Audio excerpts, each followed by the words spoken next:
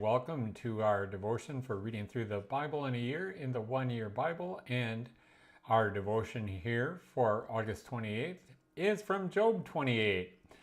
And the reading goes all the way through chapter 30, verse 31. But Job 28 is worth looking at on its own. It's an interlude and an enigma. It's like a little self-contained unit all on its own, yet it doesn't interrupt the flow of the book of Job.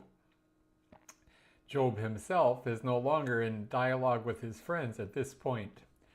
And chapter 28 presents a far different mood than we've seen in the book of Job.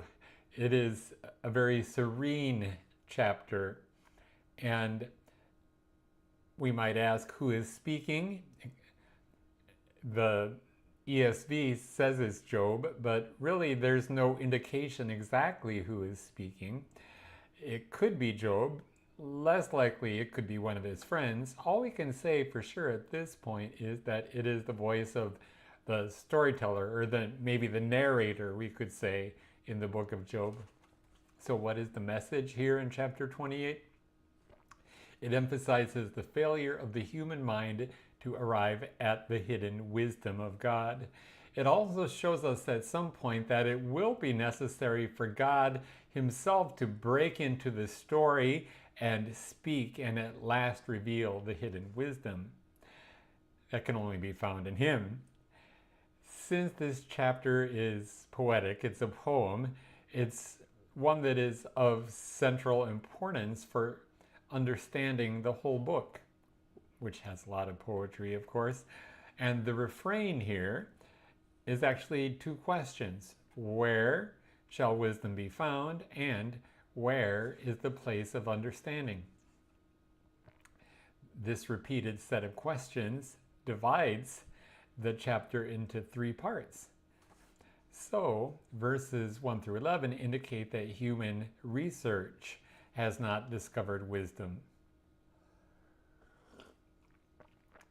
Verses 13 through 19 indicate that human wealth cannot purchase wisdom.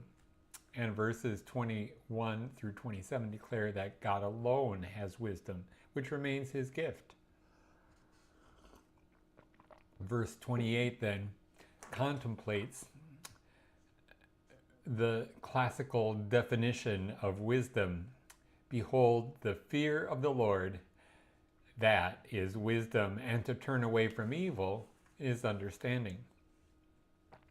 The tranquility and the detachment of this poem, with all its almost scientific objectivity, matches the suspense in which the book of Job has placed us here. The debate is done. Nothing is settled.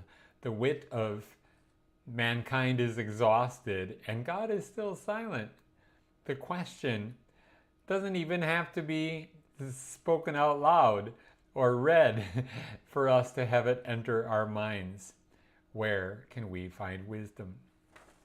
In harmony with Job, whose view of mankind is more noble than that of his friends, the storyteller expresses admiration for human ingenuity and industry. In particular, we're pointed to the technology of mining silver and iron and copper, which is dangerous work, and so, might I add, is the search for wisdom.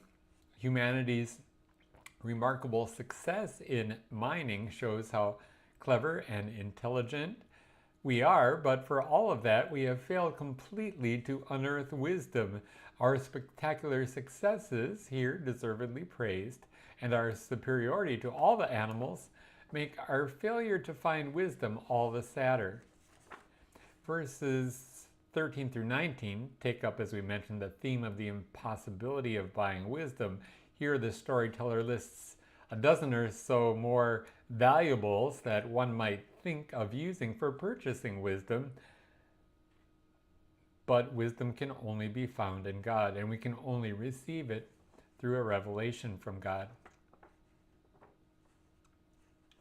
In verse 23, we see that the place of wisdom is not simply in the mind of God. Wisdom is what God understands when he looks to the ends of the earth. Wisdom is observable in the universe because God embodied it in his creation when he saw, reckoned, organized, and fathomed creation. We as human creatures can see this for ourselves, but only when God himself shows it to us.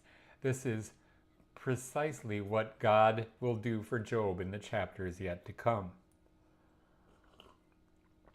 As an illustration, the storyteller would have us behold the thunderstorm.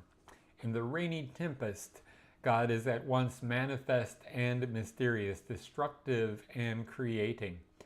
Having caught a glimpse of God's wisdom in the marvelous terrors of the storm, the question follows, can you thunder with a voice like his? We don't gain wisdom through our own contemplations or by being who we are, that is, human creatures. It is only through the fear of the Lord that we gain wisdom and by shunning evil. Faith is the essential component of wisdom, faith in Jesus Christ, who broke into history and who has entered our stories. May God be with you and